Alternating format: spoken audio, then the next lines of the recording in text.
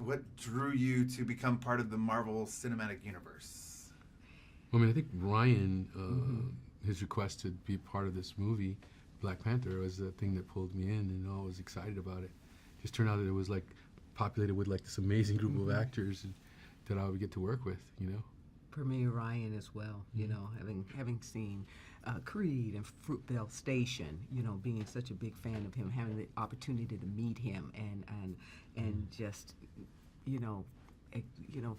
see the type of individual and person he was, one of, you know, such great, you know, character and passion and storytelling ability, you know, so you just knew it was, even without a script, you know, knowing that this Forrest, Lupita, and Chadwick, these creatives, and Denai, and how he was assembling it, and of course it being the Marvel Universe as well. But and the historic trip too, like of the Black Panther himself. Absolutely, and it being monumental and historic, absolutely.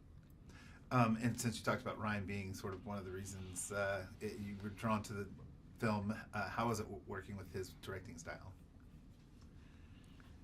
He seemed very collaborative in a lot of ways, but yet very clear on what he felt was the truth. He seemed like somebody who was looking to make the truth happen and allow it to happen. And if he needed to, he would listen to what was going, or else he would like guide it to where he needed it to go. Right, as one of the screenwriters of the project, you know, he was extremely clear. But we also had the benefit of a rehearsal period. You know, we were able to be there. Of course, those who had to do, you know, all the physical stuff, but also to sit in the room and he just welcomed just talking through it and tracking the character and if he would ask you, you know, up until the last moment, are you good with this? Are you good? Are you clear? Does it work for you? You know, and if you had a question, he would say, let me think about that, and he would get back to you. He'd truly give it thought. He really would, you know, and it would change based on, you know, the conclusion you came to together. So I learned a lot from him. Speaking of learning a lot, some of the younger cast has already even said, you know, being on the set with you folks brought a level of heightened awareness as well as things that they learned. Did you feel like you were in a role of sharing knowledge with people?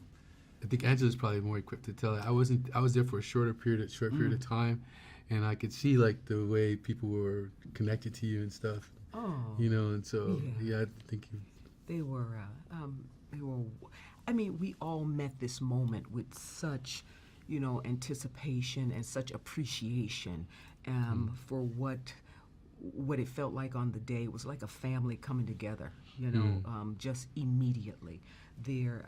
And I think because they've seen us, they've had the benefit of seeing our work through the years, and they come with love, but they also come with great talent and with great preparation, you know, and professionalism. So it's a mutual thing, and it just keeps, you know, building on itself. So.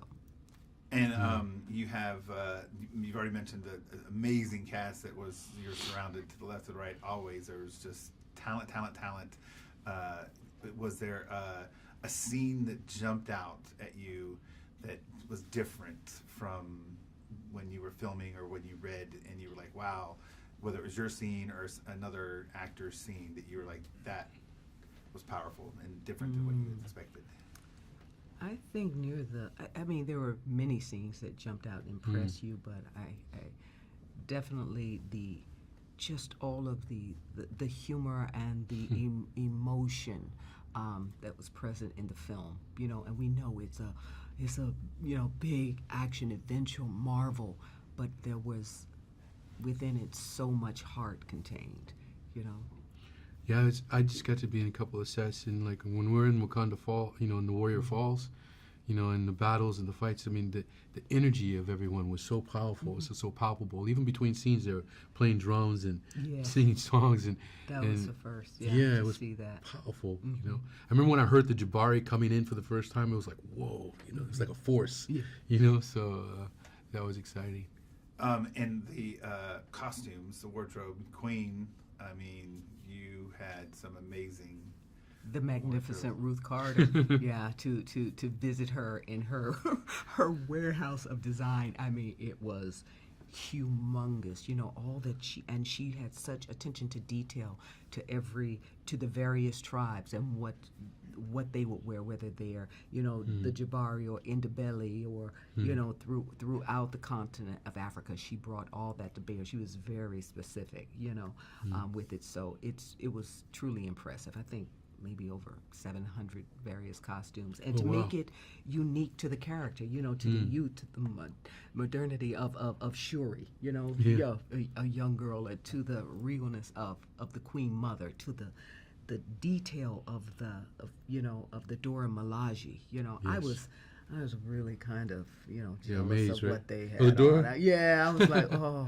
You looked amazing in the headdresses and the hats. You know. The headdress that was 3D printed. So she accessed the world to bring it to this film. Artists from around the world to bring it to this film.